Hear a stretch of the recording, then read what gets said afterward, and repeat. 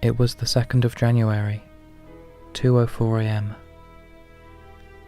I woke up to a knocking on the door. One knock every 3 seconds. I slipped on my slippers and walked down the stairs. As I walked down, the knocking on the door got faster, almost like a heartbeat.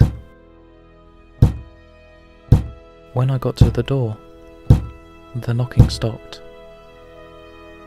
I looked outside, and nobody was there. I went back up to my room and went back to bed, thinking it was just some kids playing a prank. At 4:21 a.m, I woke up to the front door slamming shut.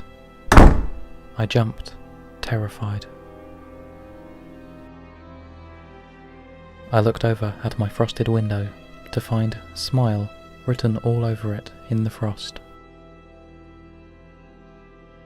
I grabbed my phone, ready to call 911, only to find a message written on it saying, "I told you to smile." I cried and ran for my life outside. As soon as I got outside, I knocked at my neighbour's house across the road. They answered and held me while I sobbed. They phoned the police. At exactly 5:42, the police came to my neighbour's house after an extensive search of my house. They told me there had been no evidence of anyone at all in my house other than me. The messages on my window were gone. Same with my phone. They told me to get some sleep and advised me to see a doctor about stress and anxiety problems. Fuck that. I knew what happened to me was real. The following evening, after spending the day at my neighbour's, I went home.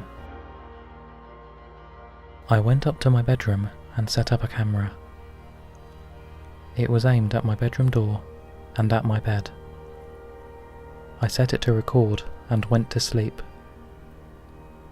Thankfully, I slept through the night.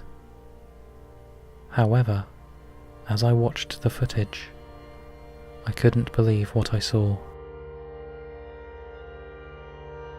At 3 a.m, something crawled out from under my bed. It was a completely naked, anorexic man. He stood up and looked at me on the bed.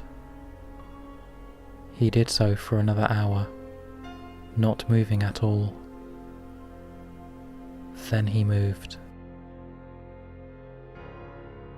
He walked over to the camera until his face took up the whole shot.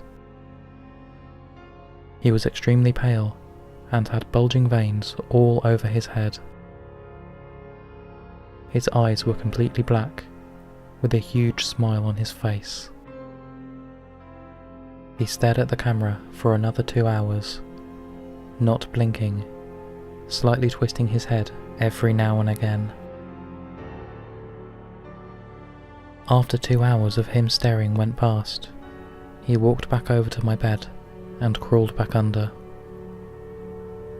I skipped the video forward until it showed me getting up and walking over to the camera.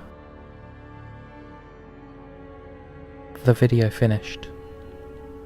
I was frozen with fear. The video showed him going back under, but not leaving.